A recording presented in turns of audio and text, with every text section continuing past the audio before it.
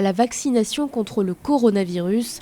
C'est le message qu'a souhaité faire passer la ministre de la Santé en Zambie, Sylvia Masebo. Un message spécifique adressé aux jeunes lors d'une cérémonie de remise des diplômes à l'Institut des sciences appliquées de Lusaka. Elle a ainsi exhorté les jeunes diplômés à soutenir le gouvernement dans son plan de riposte contre le coronavirus, en sensibilisant davantage la population à l'importance de la vaccination. La Zambie vise les 70% de personnes vaccinées en vue d'obtenir une immunité collective.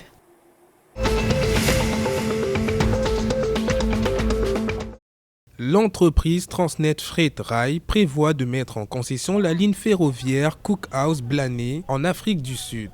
Cette voie ferrée de 200 km et dont la réhabilitation a coûté 1,75 million de dollars de travaux devrait permettre à la fois la liaison entre les régions de l'Est et de l'Ouest de l'Afrique du Sud grâce à sa position géographique, mais également le transport de biens de consommation, de ciment et de conteneurs de pièces automobiles grâce à sa position stratégique.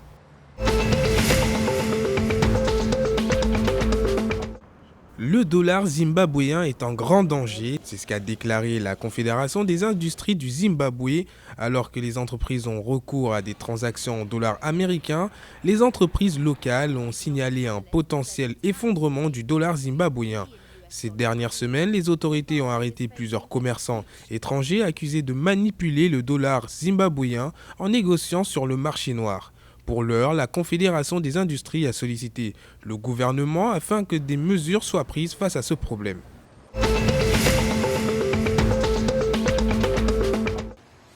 Le Mozambique, récompensé pour ses engagements environnementaux, il est le premier pays à recevoir une somme du Fonds de partenariat pour le carbone forestier géré par la Banque mondiale. Les autorités ont ainsi reçu la somme de 6,4 millions de dollars pour avoir réduit depuis 2019 plus d'1 million de tonnes d'émissions de CO2. Si le pays continue sur cette lancée et parvient d'ici 2024 à réduire au moins 10 millions de tonnes d'émissions de carbone, la récompense sera alors plus importante. Le FCPF pourrait décaisser jusqu'à 50 millions de dollars.